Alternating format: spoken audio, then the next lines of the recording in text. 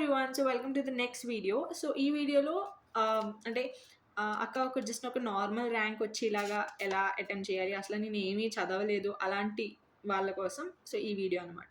So don't worry ఒకవేళ మీరు ఏమీ చదవకపోయినా అట్‌లీస్ట్ ఒక నార్మల్ ర్యాంక్ వచ్చేలాగా మీరు ఏం చేస్తుంటే గనక we have different guessing techniques అనమాట. అంటే నేను ఆల్రెడీ ఒక గెస్సింగ్ టెక్నిక్ వీడియో చేశాను. కానీ అది దీనికి పనికిరాదు. ఎందుకంటే అది అట్‌లీస్ట్ మీకు కొంచెం నాలెడ్జ్ ఆఫ్ ద టాపిక్స్ ఉండాలి. అంటే మీరు టాపిక్స్ చదివారు. కాకపోతే ఆ క్వెషన్ రానప్పుడు ఎలా గెస్ చేయాలి అది దాని మీద. బట్ ఇది అసలు మీకు చదవనప్పుడు ఎలా గెస్ చేయాలి అర్థం మీద. సో బట్ గెస్ అంటే ఫుల్లీ గెస్ కాదు. కొంచెం మీరు సాల్వ్ చేయాలి. సో అసలు స్ట్రాటజీ ఏంటి? ఫస్ట్ ఆఫ్ ఆల్ ఒక చదవకపోయినా మీకు ఒక 70, 80 మార్క్స్ లేదా ఒక 70, 80 మార్క్స్ ఈజీగా తెచ్చుకోవచ్చు. చదవకపోయినా కూడా. ఎలాగో చెప్తాను. ఫస్ట్‌లీ 200 క్వెషన్స్ ఉంటాయి. అండ్ 150 మినిట్స్ ఉంటాయి. సో, ఆ 150 మినిట్స్‌లో మీరు 120 మినిట్స్ మొత్తం సాల్వ్ చేసుకోవడానికి పెట్టుకోండి. అంటే మొత్తం మీరు గెస్సే చేయకూడదు కదా! గెస్ చేస్తే ఇంక మొత్తం paper there is no point. At least solve చేయగలిగినవి సాల్వ్ చేయండి. ఆ 120 మినిట్స్‌లో. Don't waste your time. ఎందుకంటే మీకు తెలియకుండానే మీకు ఇంకా ఎక్కువ సాల్వ్ చేయొచ్చు. మీరు 80 నుంచి మీరు 100 కూడా తెచ్చుకోవచ్చు marks. So, anything can happen. That's why first solve చేయండి. స్టార్టింగ్ 120 మినిట్స్‌లో. సాల్వ్ చేసిన తర్వాత అప్పుడు మిగిలిన 30 మినిట్స్‌లో ఎలా గెస్ చేయాలి అది కూడా చెప్తాను. మీకు కొంతమందికి తెలిసే ఉండుంటుంది. కానీ let's see.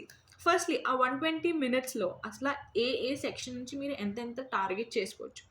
First of all very important analytical and communication or the easiest. కమ్యూనికేషన్‌లో మీరు ఏమీ చదవకపోయినా కూడా ప్రాపర్‌గా రీడింగ్ కాంప్రిహెన్షన్స్ చదువుకుని, ఎక్కువ టైం పెట్టి, కరెక్ట్‌గా సాల్వ్ చేసుకుంటే రీడింగ్ కాంప్రిహెన్షన్స్‌లోంచి 15 క్వెషన్స్ నుంచి అట్‌లీస్ట్ 10 అయినా మీకు కరెక్ట్ అవుతాయి. 10, 12 ఈజీగా కరెక్ట్ అవుతాయి. దెన్ వొకాబులరీ, బిజినెస్ అవన్నీ కొన్ని ఒక 2, 3 క్వెషన్స్ అయినా తెలిసుంటాయి కదా మీకు. సో, అలా మొత్తం కమ్యూనికేషన్ ఎబిలిటీ నుంచి ఫంక్షనల్ గ్రామర్ ఉంటది. సో, అంతా కమ్యూనికేషన్ ఎబిలిటీ నుంచి మీ టార్గెట్ 15-17 మార్క్స్ లేదా actually you can target 20 marks also. ఎందుకంటే 50 క్వెషన్స్ ఉంటాయి. Communication ability is very easy. So, you can target 20 questions from that. And అక్కడ 20 క్వెషన్స్ అయిపోయినాయి. If you have more time you can go for 25 questions also. మీరు business ability తెలియకపోతే కనుక computer కూడా తెలియనప్పుడు. So, మిగతావి వొకాబులరీ, బిజినెస్ మొత్తం తీసేసినా కూడా ఫంక్షనల్ ఇంకా ఆర్‌సీస్ నుంచి మీరు 20 క్వెషన్స్ కూడా చేసుకోవచ్చు ఈజీగా. Then so, communication our target is 20-25 questions. అక్కడ నుంచి మీకు 20-25 మార్క్స్ వస్తాయి. Then most important analytical. అనలిటికల్‌లో you have basic seating arrangements, blood relations. ఒకవేళ మీకు రేపే ఎగ్జామ్ అనుకోండి. జస్ట్ ఒకసారి అసలు బ్లడ్ రిలేషన్ ఎలాగా ఒక 2, 3 క్వెషన్స్ ప్రీవియస్ ఇయర్ పేపర్ నుంచి సాల్వ్ చేయండి. సీటింగ్ అరేంజ్‌మెంట్ 2 నుంచి క్వెషన్స్ సాల్వ్ చేయండి. జస్ట్ ఒకసారి ఐడియా తెచ్చుకోండి. ఒకవేళ మీకు మొత్తమే కొత్తగా అనిపిస్తాయి ఈ topics. At least you can solve that. ఎందుకంటే గెస్సింగ్ టెక్నిక్ మీరు వాడొచ్చు. బట్ మీకు ఒక ఛాన్స్ ఉంది మార్క్స్ తెచ్చుకోవడానికి. So, why to waste that opportunity?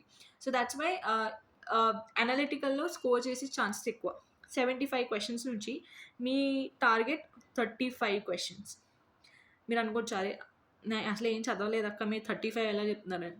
Analytical is very easy. మీరు అటెంప్ట్ చేసినప్పుడు మీకే ఈజీగా 35 వస్తాయి. ఎందుకంటే మీకు వేరే సెక్షన్స్ నుంచి మీరు అంత ఫోకస్ చేయట్లేదు కదా! రాని క్వెషన్స్ మీరు డైరెక్ట్‌గా వదిలేస్తా వెళ్ళిపోతున్నారు. సో, వచ్చినవి మీరు చేయండి. అనలిటికల్‌లో టైం ఎక్కువ పెట్టి చేయండి. That's not a problem. ఎందుకంటే మీరు మ్యాథ్స్‌లో ఎక్కువ టైం పెట్టట్లేదు. బట్ ఒకవేళ మీరు మ్యాథ్స్ మీది గుడ్ అయితే గనక, అంటే లైక్ మీది మ్యాథ్స్ స్ట్రాంగ్ సెక్షన్ అయితే గనక మీరు మ్యాథ్స్‌లో మళ్ళీ ఎక్కువ టైం పెట్టుకోవచ్చు. అనలిటికల్‌లో తగ్గించుకోవచ్చు. It's all again up to you. But my opinion, నేను మైండ్‌లో ఏం పెట్టుకొని వెళ్తున్నా అంటే చాలామందికి మ్యాథ్స్ వీకర్ ఏరియా ఉంటుంది. సో, అందుకని చెప్తున్నా. మ్యాథ్స్‌లో మీరు టార్గెట్ చేయాల్సింది 15 క్వెషన్స్. 15. సో, కమ్యూనికేషన్‌లో 20, అనలిటికల్‌లో 35, 55. అండ్ మ్యాథ్స్‌లో మీరు టార్గెట్ చేయాల్సింది 15 questions. 55 plus 15 is 70 marks. 70 marks is how you get it.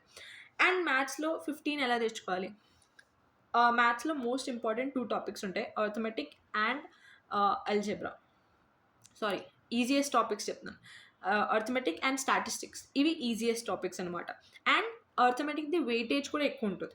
So, అర్థమెటిక్ అంటే నార్మల్ మన ప్రాఫిట్ అండ్ లాస్, పర్సెంటేజెస్ ఇవన్నీ మీరు జస్ట్ కొంచెం టైం పెట్టి చేస్తే అయిపోతాయి. ఇది జస్ట్ 10థ్ లెవెల్ వరకు ఉంటాయి అంతే ఈ maths. Easy.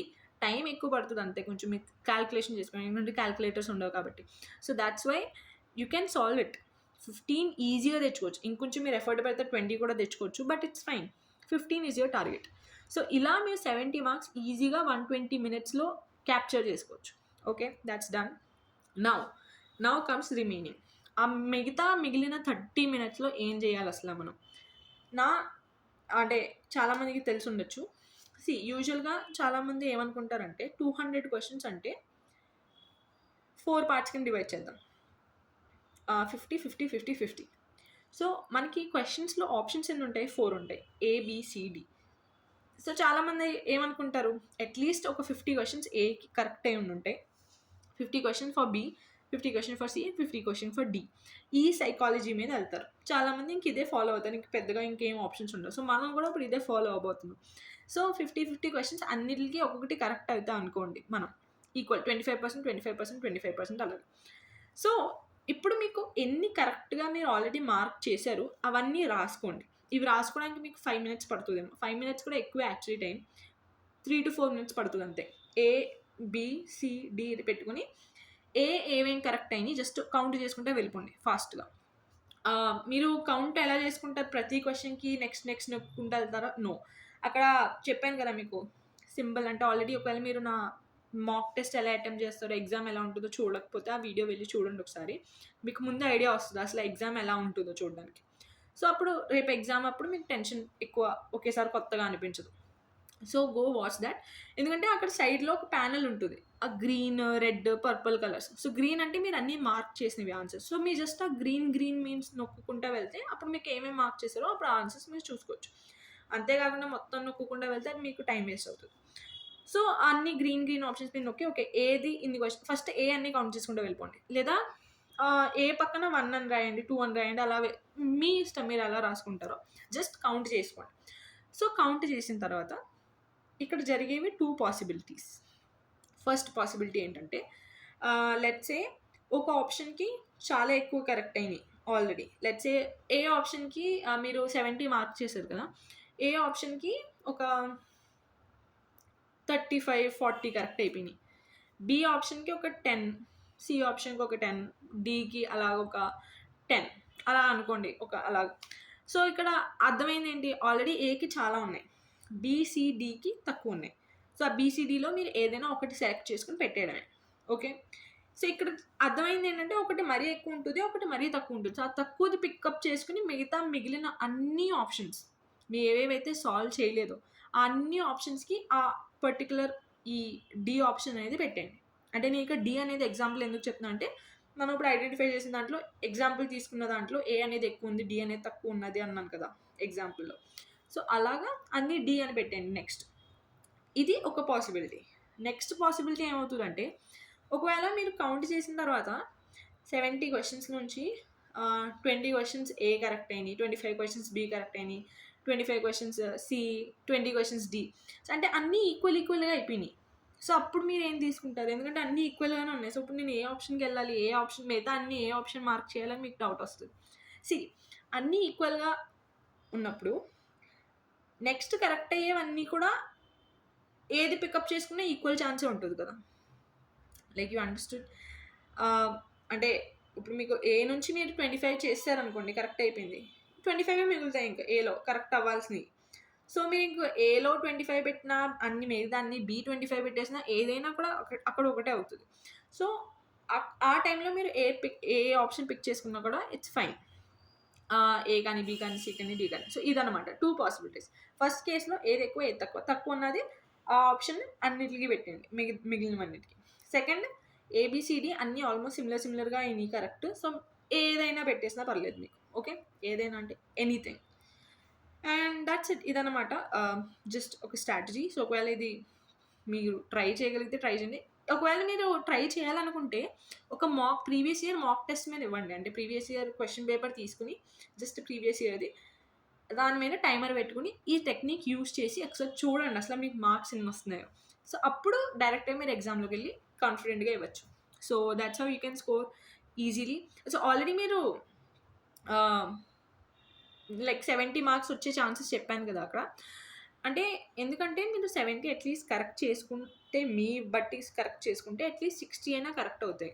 That's why I told 70 to target. ఎందుకంటే మీరు 60 టార్గెట్ చేశారనుకోండి, అప్పుడు 50 కరెక్ట్ అవుతాయి. ఎందుకంటే ఎగ్జామ్‌లో కొన్ని సిల్లీ మిస్టేక్స్ అనేవి అవుతాయి మనకు తెలియకుండా.